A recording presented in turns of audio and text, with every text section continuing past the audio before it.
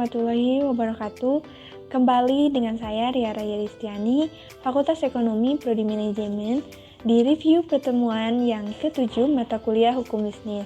Kali ini saya akan membahas mengenai bisnis dalam sengketa.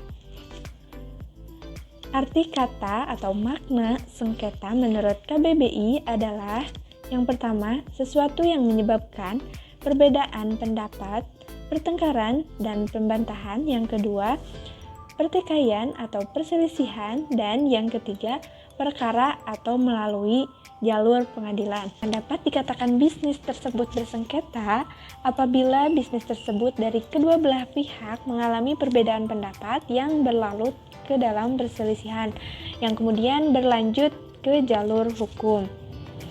Pada dasarnya, tidak seorang pun pelaku usaha yang menghendaki terjadinya sengketa dalam transaksi bisnis.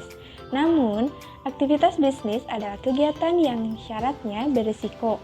Nah, risikonya itu seperti apa? Ketika kita merugi dalam suatu usaha atau bisnis, kita akan menanggung risiko dari kerugian tersebut. Dan salah satu risiko bisnis adalah terjadinya sengketa para pihak dalam transaksi bisnis. Nah, biasanya sengketa ini disebabkan oleh adanya perbedaan pendapat yang kemudian terjadilah perselisihan dan akhirnya sampai ke dalam sebuah perkara atau jalur hukum. Kemudian, para pihak harus mengantisipasi terjadinya sengketa, termasuk di dalamnya mengatur dan menyepakati cara penyelesaian sengketa tersebut. Yang terakhir, kompleksitas bisnis di era global dan internasionalis kegiatan bisnis seringkali bersifat cross-border atau lintas negara. Terdapat dua sistem hukum yang berbeda dalam suatu aktivitas bisnis. Penyelesaian sengketa melalui peradilan terkadang tidak efektif dan tidak efisien bagi kegiatan bisnis.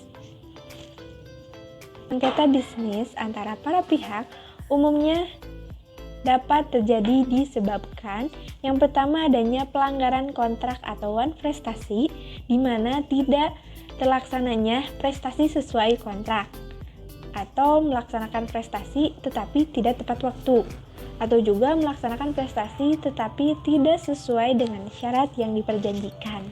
Nah, itu semua termasuk ke dalam pelanggaran kontrak. Yang kedua, ada sengketa yang bersumber dari penafsiran kontrak.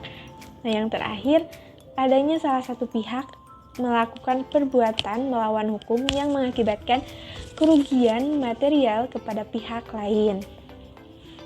Ketika sengketa tersebut terjadi dalam sebuah bisnis, maka harus ada penyelesaian dari sengketa tersebut. Ada beberapa cara untuk menyelesaikan sengketa bisnis tersebut. Yang pertama, melalui jalur hukum atau litigasi yang cara penyelesaiannya melalui badan peradilan. Yang kedua, melalui alternatif penyelesaian sengketa atau non-litigasi yang antara lain adalah negosiasi. Nah, negosiasi ini biasanya dilakukan oleh si pelaku bisnis tersebut antara pihak A dan pihak B melakukan negosiasi. Kemudian, mediasi.